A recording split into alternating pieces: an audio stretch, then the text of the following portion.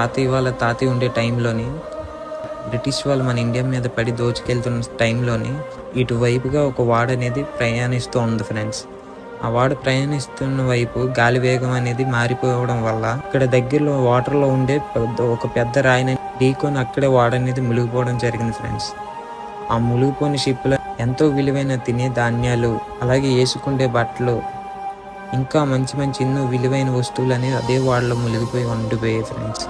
ఇలా ఈ రాయిని ఢీకొని మునిగిపోవడం వల్ల అప్పటి నుంచి ఇక్కడ నివసిస్తున్న ప్రజలు ఈ సముద్రానికి పెట్టారు పర్వతం అనే పేరు. అప్పటి నుంచి ఈ తీరానికి దగ్గరలో ఉండే ప్రజలందరూ కూడా ఇప్పటికీ కూడా ఆ పర్వతంపై చిన్న చిన్న పడవలపై వెళ్ళి ఎంతో కష్టమైన సరే ఎన్నో లాయాల్ని దాటుకొని ఎన్నో రకాల చేపల్ని వేటాడుతూ నివసిస్తూ ఉన్నారు. ఇంతకీ ఇది ఎక్కడ ఉందని మీకు డౌట్ రావచ్చు.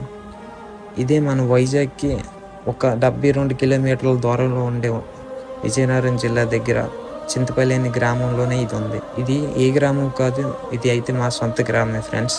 మరి మీలో ఎంతమందికి ఈ స్టోరీ నచ్చిందో కింద కామెంట్ చేయండి.